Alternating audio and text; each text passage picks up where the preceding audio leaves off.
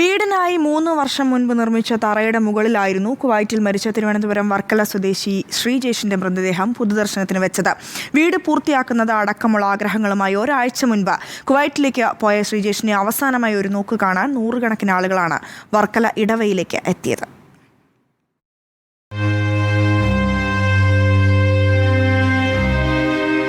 June 5 രാത്രിയായിരുന്നു ശ്രീജേഷ് തിരിച്ചത്. June 6 പുലർച്ചെ നെടുമ്പാശ്ശേരിയിൽ നിന്ന് വിമാനം കയറി. കൃത്യം ഒരാഴ്ചയ്ക്കുപുറം അതേ നെടുമ്പാശ്ശേരിയിലെത്തിയത് ശ്രീജേഷിൻ്റെ ചേതനയേറ്റ ശരീരം. സഹോദരിയുടെ വീട്ടിലേക്കാണ് വരുന്നതും പോകുന്നതുമെല്ലാം. ആദ്യം മൃതദേഹം എത്തിച്ചതും വർക്കലയിലെ ഇലകമൺ പഞ്ചായത്തിലെ സഹോദരിയുടെ വീട്ടിലേക്ക് തന്നെ. സഹോദരി അന്ത്യാഞ്ജലി അർപ്പിച്ച ശേഷം ഇടവയിലേക്ക്. അവിടെ വീട് എന്ന് പറയാൻ ഇതാ ഈ കാണുന്ന സ്വപ്നം മാത്രമാണ്. വീട് പണിയാൻ ഉദ്ദേശിച്ച സ്ഥലത്തെ തറയ്ക്ക് മുകളിൽ ശ്രീജേഷിൻ്റെ മൃതദേഹം പൊതുദർശനത്തിന് വെച്ചു. ബന്ധുക്കളും സുഹൃത്തുക്കളും നാട്ടുകാരും അന്തിമോപചാരം അർപ്പിച്ചു. വർഷങ്ങളോളം ദുബായിലും സൗദിയിലും ജോലി ചെയ്തെങ്കിലും സ്വന്തമായൊരു വീടുണ്ടാക്കാൻ കഴിഞ്ഞിരുന്നില്ല.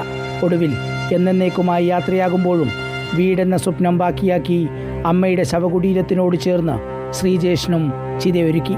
വീഡിയോ ജേർണലിസ്റ്റ് വിനയൻ രാജിനൊപ്പം reporter TV Prasad, in reporter, Thiruvananthapuram.